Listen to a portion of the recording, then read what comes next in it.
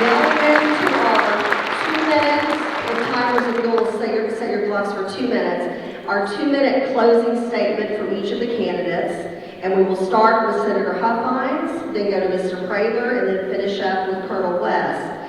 2 minutes, and in that conclusion, please let us know why you are the best governor candidate for governor. Senator Huffines. Thank you. Imagine, patriots, imagine a Texas where the border is completely secure. And you don't have to worry about the cartels coming over and poisoning your children with fentanyl and sex trafficking. Imagine, you don't have to rent your home from the government anymore. You don't have to rent your business from the government anymore. You can actually own your own home. Imagine a Texas where you've got confidence in your elections, that your vote's not being stolen, and we're not going to have government corruption. Well, that's the Texas you're going to get in the Huffines administration. A Texas where we can all be united together, working together. When we are united, there's nothing that can stop us, nothing can keep us from doing what's best for the Republican Party and best for Texas.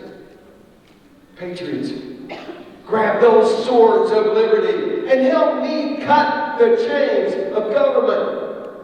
Awaken the sheep from their slumber so they too can help us restore the liberties that have been stolen from us.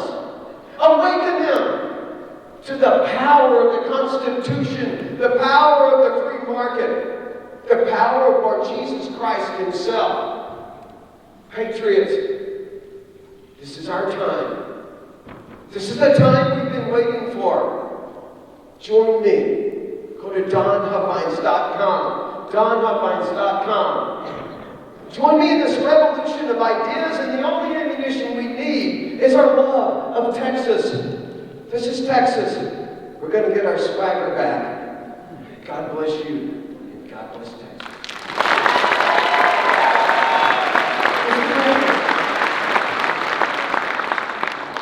I haven't opened any field offices. I haven't raised millions of dollars. In fact, I call myself as grassroots as it gets, which is politic for saying we're broke. My field office is parked in the parking lot. It's got a dog in the back seat.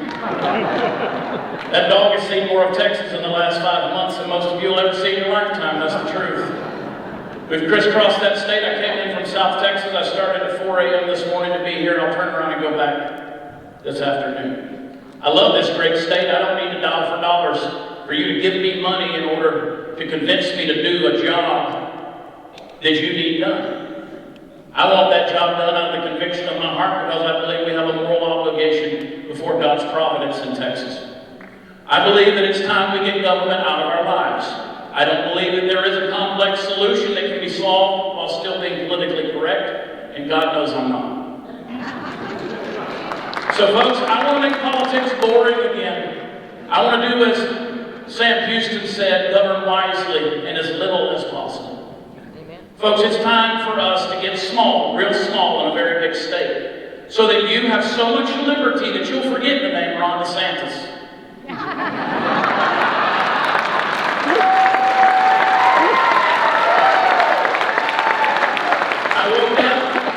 I woke up.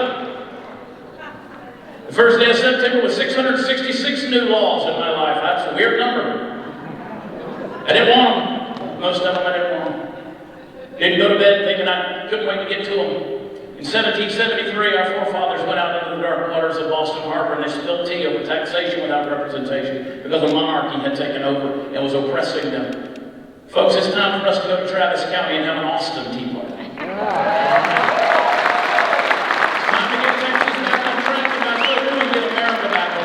Because we're that last bastion that has the ability to do it. May God bless Texas.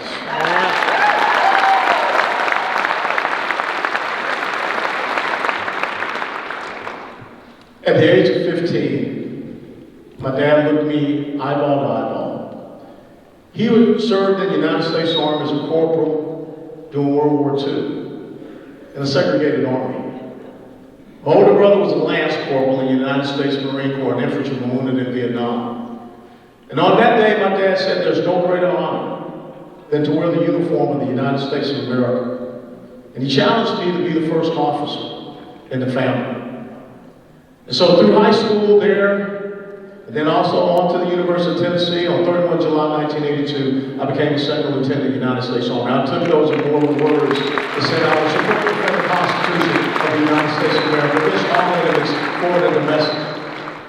But the thing is that, what is a warrior? A warrior is a person that moves to the sound of the guns. And so even though after 22 years fighting on combat zones, 13 different countries, 3 combat zones, I came back home and I retired there in South Florida, and someone asked me to run for Congress. I said, okay, I'll run to the sound of the guns. Then after moving here to Texas, I saw what happened in 2018, and someone asked me to run for chairman of the Republican Party of Texas because we did not want to have a debacle. I said, I'll move to the sound of the guns. And then advocated for all of those legislative priorities. I saw the doors being closed by people down in Austin to you all. Disregarded, disrespected. And so someone asked me, would you even consider running for governor of Texas? And so I said, I'll move to the sound of the guns. All I'm asking to do is to continue to do that which my dad challenged me. To serve, to sacrifice, and commit to the greatest state and the greatest country that the world has ever known. So goes Texas, so goes America, so goes America, so goes the free world. Therefore, what happens here in Texas will resonate across the entire globe, and that's why I want to be your next governor. West for Texas, by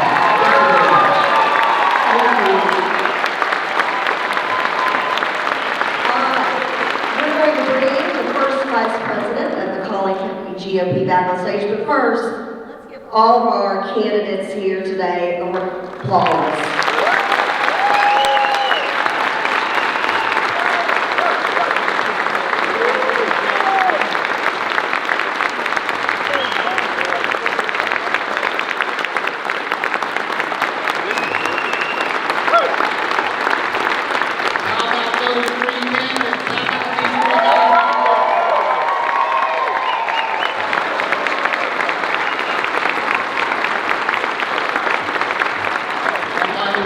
How about a round of applause for our moderator, Kathy Ward?